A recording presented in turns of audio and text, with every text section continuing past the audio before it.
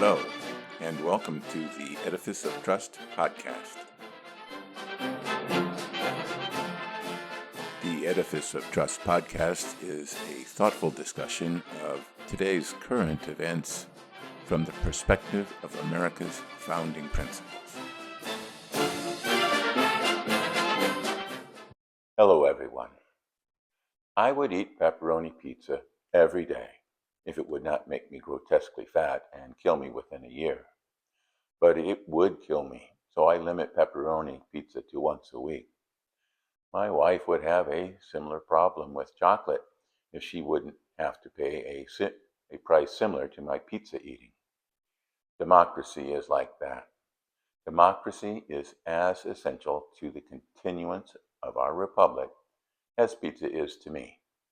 But the framers of the U.S. Constitution put America on a democracy diet, just like I limit my pizza consumption to prolong my life, because too much democracy is as bad as too little.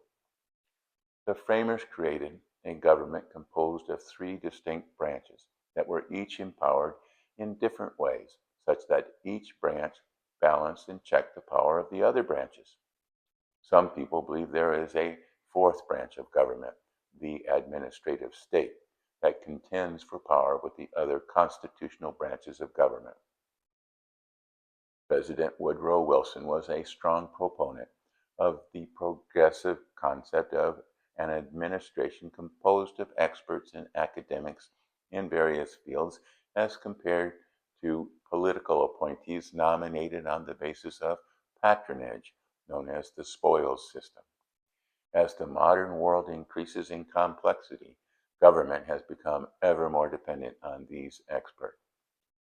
One could say that the administrative state is usurping much of the power of the legislative branch. But to a large extent, this power transfer has been prompted by the inaction of a gridlocked Congress that cannot even pass a budget.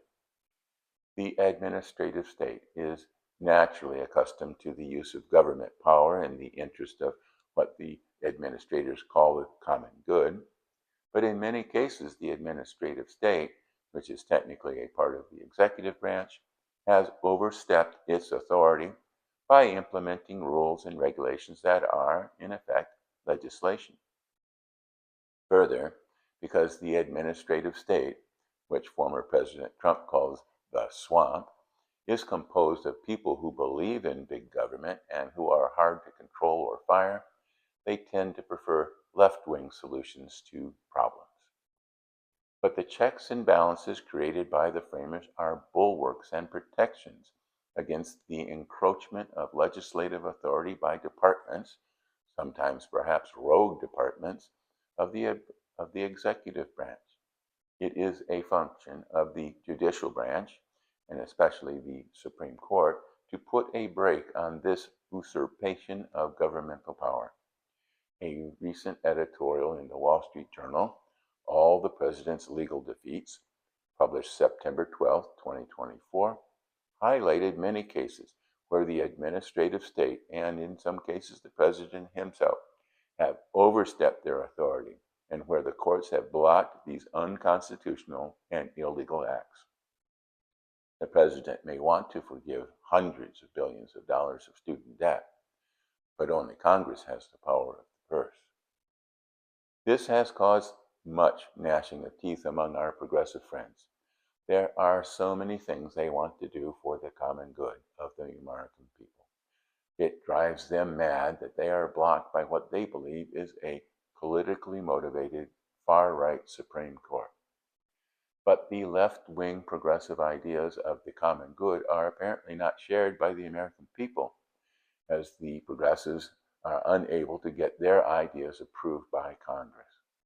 The U.S. Constitution requires a strong consensus in order to make major changes that affect hundreds of millions of people, as pointed out by Yuval Levin in his recent book, American Covenant.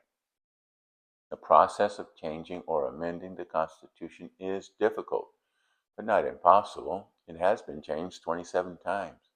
And while we may all agree that the American Congress is broken and ineffectual, That does not mean we should ignore the Constitution and circumvent Congress.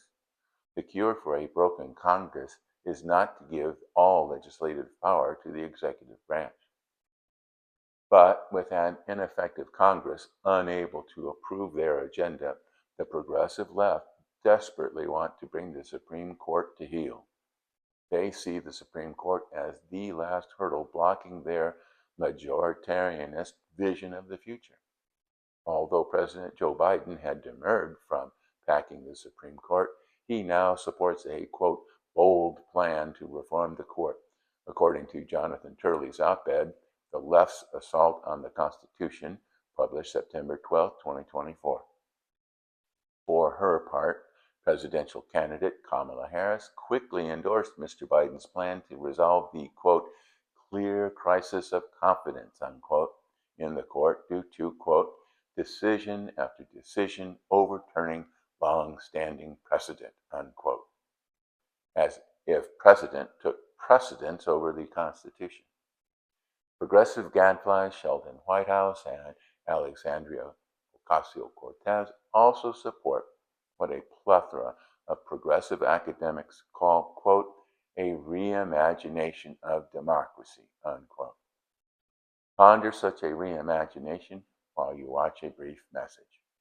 Hopeful, insightful, and rooted in the best of our political tradition, American Covenant by Yuval Levine celebrates the Constitution's remarkable power to bind together a diverse society, reassuring us that a less divided future is within our grasp. I highly recommend this book. Welcome back.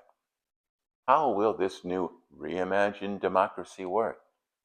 We only have to look next door to Mexico to see what could happen in the United States if our constitutional protections are overwhelmed by democracy.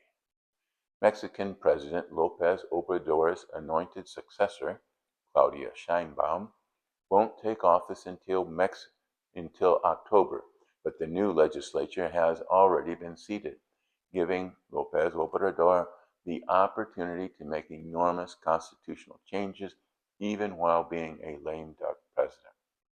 He has about 20 constitutional changes he wants the legislature controlled by his political party, Morena, to make. These include changing the number of seats in the legislature to give his party a permanent advantage over the opposition, and politicizing the judicial system by forcing judges, including the Supreme Court, to run for election. His goal is to make Morena into the new Partido Revolucionario Institucional, or PRI, that maintained one-party control over Mexico for 70 years. AMLO, as López Obrador is known, along with Lula, as Brazil's left-wing president Luiz Inácio Lula da Silva is known, have come out in support of Venezuelan President Nicolas, no nickname Maduro's, stolen election. Maduro was the vice president and successor of Hugo Chavez, a golpista, or coup plotter in English, who was imprisoned for a violent attempt to overthrow an elected government in Venezuela, who, like his fellow putschist Adolf Hitler, went on to be elected president, or in Hitler's case, chancellor.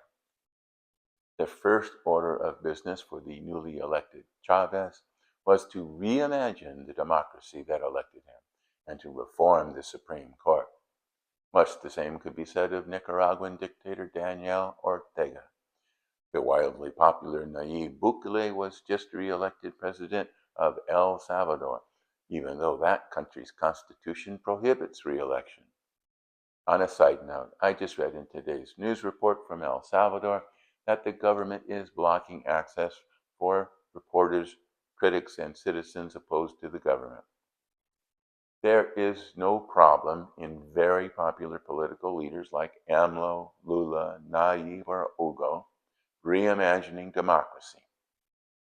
The problem comes years later when people tire of that leader or his successor, when promised benefits evaporate, and when people start fleeing to other countries. Then reimagined democracy begins to look a lot like dictatorship. Venezuelans are now wishing that Hugo Chavez had not reimagined democracy. They wish that the Supreme Court was an independent check to government power. They wish there was an opposition party. They wish that bloody revolution was not their only alternative. Without a doubt, reimagined majoritarian democracy becomes a grotesque monster. Think about that before you vote for someone who thinks their reimagined democracy is better than the one the framers created almost 250 years ago. Thanks for watching.